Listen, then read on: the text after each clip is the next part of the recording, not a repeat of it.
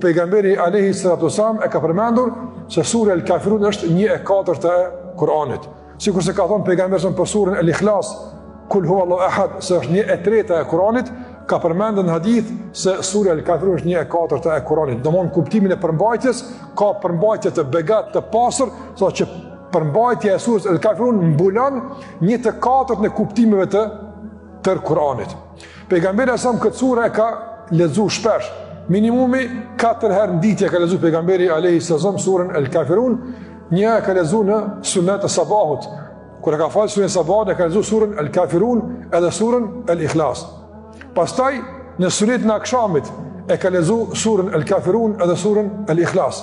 Dhe gjithashtu pastaj para xhumit pejgamberi sa ka preferuar të lexojë surja El-Kafirun, që besimtarit të bien xhum një lloj vdekje nuk dihet ta ngritet si dëshmi se po vdes me këtë besim, me këtë qartësi të njëshmërisë në raport me Allahun te bareke ve teala. Dhe gjithashtu e katërta e ka lexuar në përfundim të namazit të vitrit. Pejgamberi sallallahu alajhi wasallam zakonisht e ka lexuar surën El-Kafirun dhe surën El-Ikhlas në 2 rekatë të fundit të vitrit.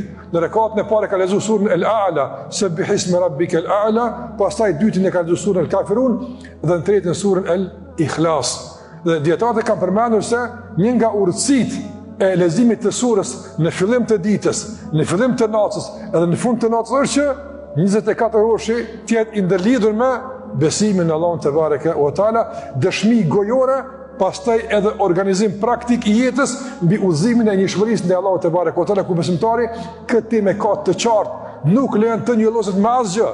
E kemi të qartë se i tër pushteti, i tër udhëzimi, i tër adhurimi i takon vetëm Allah xhallahu ala, nga sa ai është krijuesi, ai është sundimtari dhe ai është furnizuesi, kështu më radh i takon vetëm Allah xhallahu ala ti përulemi, ti nënshtrohemi dhe vetëm atë e adhurojmë.